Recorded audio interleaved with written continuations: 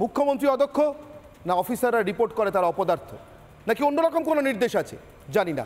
FIR মুছে ফেলার নির্দেশ ছিল কিনা তাও জানি না। শুধু একটা কথা জানি, এ রাজ্যের মহিলারা এই খেলাটা ধরে ফেলেছে। তাই মানুষের কাছে প্রশ্ন করে যা উত্তর পেয়েছি সেটাই আপনাদেরকে দেখাচ্ছি। প্রথমে ফেসবুক, আজকের দর্শকের রায়। জিজ্ঞাসা করেছিলাম মমতার তৃণমূল আসলে মহিলা বিরোধী দল, শুধু সন্দেশখালি দিয়ে জিজ্ঞাসা করিনি, এতগুলো ঘটনা দেখিয়েছি তারপরে জিজ্ঞাসা করছি মমতার তৃণমূল আসলে মহিলা বিরোধী দল। 97% ফেসবুকে বলেছেন হ্যাঁ, 3% না। চোখ রাখবো এক্স হ্যান্ডেলের পরিসংখ্যান। এক্স হ্যান্ডেলে 52% বলেছেন হ্যাঁ, কিন্তু এখনও 47% না মনে করছেন। 1% কোনো মতামত দিতে চাননি। চোখ রাখবো ইউটিউবের পরিসংখ্যান। এখানে 91% মনে করেছেন মমতার তৃণমূল আসলে মহিলা বিরোধী দল। এই শাহজাহান শুধু নয়, এই সন্দেশখালী শুধু নয়, এই অখিলগিরি শুধু নয়, একেবারে কোচবিহার থেকে কাকদ্বীপ পর্যন্ত তৃণমূলের নানা অবতারে বছর ভর কার্যত নারীদেরকে দমিয়ে রাখা, চেপে রাখা, কন্যাশ্রী আর লক্ষ্মীর ভাণ্ডারের কিছু টাকা অথবা সুযোগ সুবিধে হাতে গুঁজে দিয়ে রাত 12টায় পিঠে বানাতে পারে। এই তৃণমূল কংগ্রেস আর এই মমতা বন্দ্যোপাধ্যায়কে দেখে এই লোকসভা নির্বাচনে কি আর বাংলার মেয়েরা ভোট দেবেন তৃণমূল কংগ্রেসকে? কাকে ভোট দেবেন নিশ্চিতভাবে আপনাদের বিষয়। একজন জার্নালিস্ট হিসেবে, টেলিভিশন অ্যাঙ্কার হিসেবে সত্যিই সেখানে আমার কিছু বলার থাকতে পারে, কিন্তু আন্তর্জাতিক নারী দিবসের যদি সত্যিই কোনো মাহাত্ম্য থাকে, কোনো গুরুত্বও থাকে, তাহলে একটি কথা বলে আমি আজকে শেষ করি। মমতা বন্দ্যোপাধ্যায় বিরোধী নেত্রী থাকাকালীন এ রাজ্যের সাদা ধুতি পাঞ্জাবি পরে প্রত্যেক দিন যাতায়াত করা এক মুখ্যমন্ত্রী তাকে চুলের মুঠি ধরে রাইটার্স থেকে বের করে দেওয়ার নিদান দিয়েছিল। আমি আজ পর্যন্ত মুখ্যমন্ত্রী জ্যোতি বসুকে ক্ষমা করতে পারি। খুব অবাক করা ঘটনা, তার চেয়ারে পরবর্তী সময়ে যিনি এসে বসেছেন তিনি শাহজাহানদের মাথায় হাত রেখেছেন, তাকে কি আপনারা ক্ষমা করতে পারবেন? অনির্বাণের অগ্নিবাণের বিতর্ক এখানেই শেষ হয়। সঙ্গে থাকুন রিপাবলিক বাংলা।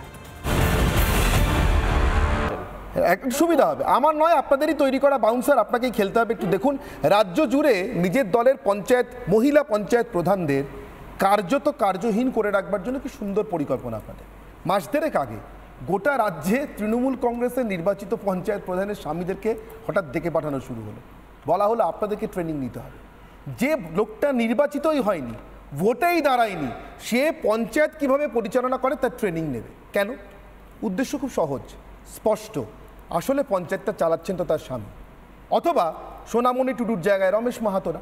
ফলে সন্দেশখালী থেকে হোক অথবা কাওয়াখালী হোক শিলিগুড়ির, মডেলটা তৃণমূলের এক।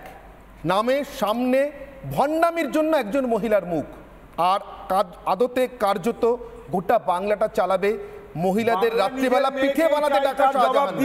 পিঠে বানাতে ডাকা শাহজাহান। সুদীপ্ত বাবু 2021-এ সুদীপ্ত বাবু বলুন, এবার যা উত্তর আছে বলুন। আমার কথা হচ্ছে, দেখুন, আর যাই হোক, বিলকিস বানুর যারা রেপ করেছিল, যারা ধর্ষণ করেছিল, যারা তাদের বাড়িতে নৃশংস অত্যাচার চালিয়েছিল, সেরমভাবে মালা পরিয়ে এদের ক্রিমিনালদের বার করা হবে না যদি প্রমাণিত হয়।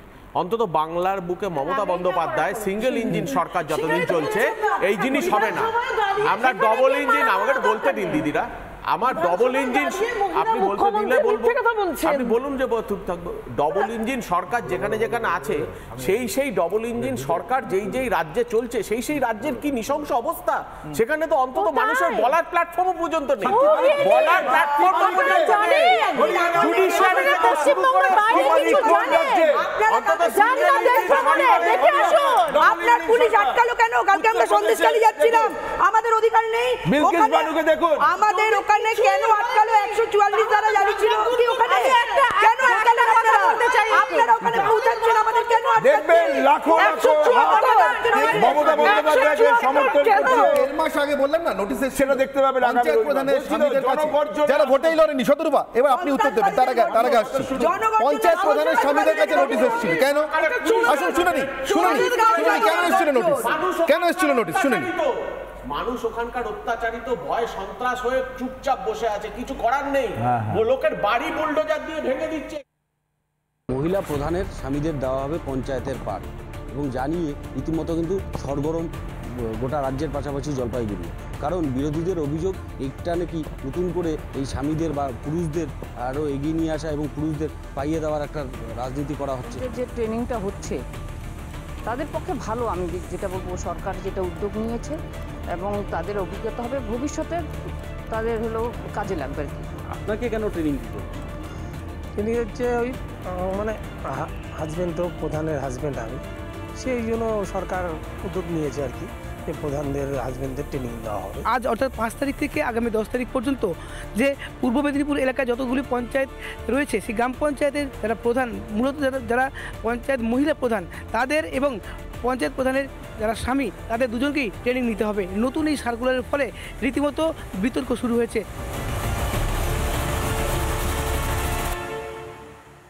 উত্তর দেওয়া যায়, একটাই প্রশ্ন সুদীপ্তবাবু আপনার কাছে, বলছি রাজ্যে যত পুরুষ পঞ্চায়েত প্রধান রয়েছেন তাদের স্ত্রীদেরকেও কি আপনারা এইভাবে ট্রেনিংয়ে ডাকেন? একসঙ্গে দুজন ট্রেনিং নিতে আসবেন? 10 সেকেন্ড হয়ে যাবে এই উত্তরটা প্লিজ। পরিষ্কার কথা, আগেও বলেছি এখনো বলছি, যদি কেউ অন্যায় ডাকেন কি ডাকেন না?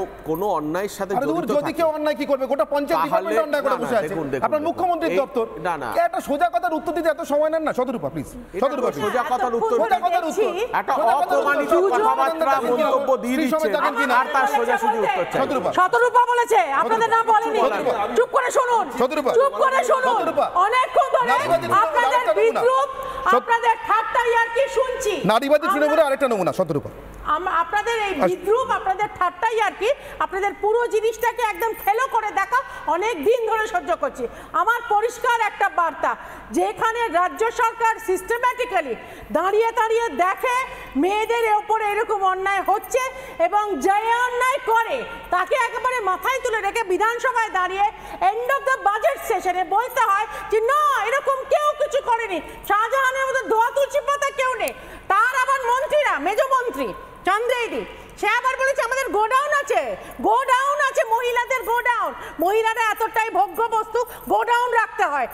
রেপের ফুটেজ চায় মহিলা কাউন্সিলর, এই হচ্ছে তাদের এক একজনের পর এক একজনের নমুনা। তৃণমূলের হাইট, বসিরহাটের এমপি, সে নাকি আবার জনপ্রতিনিধি, বিশাল একটা ফিল্ম স্টার।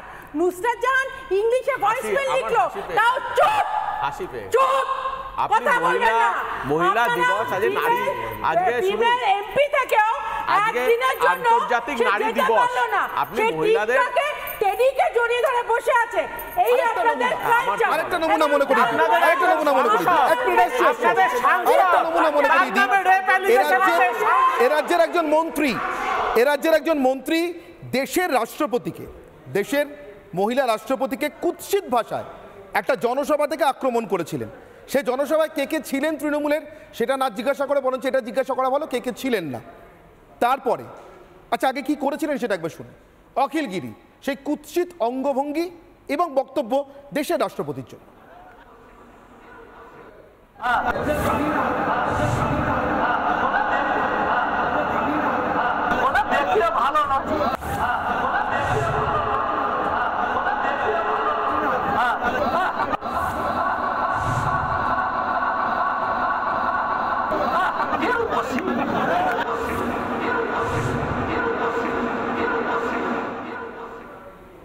এই হচ্ছে তৃণমূল কংগ্রেসের সংস্কৃতি। একদম হাত দিয়ে দেখিয়ে বলছি, নেতা এবং নেত্রীরা কারা কারা বসে আছেন, শুনছেন, হাসছেন, কোটানকোট এনজয় করছেন। দেখে নিন, এহেন দলের এহেন মন্ত্রী এখনও স্বপদে বহাল। তার হয়ে, অখিলগিরির হয়ে ক্ষমা চেয়ে নিয়েছেন মমতা। তাও ভি আচ্ছা, তবু অখিলগিরিকে তাড়ানো যাবে না। তাও ভি আচ্ছা, তবু শাহজাহান দোষী বলা যাবে না। 81টা এফআইআর রাজ্যের স্বরাষ্ট্রমন্ত্রী বলেছেন কি করছে।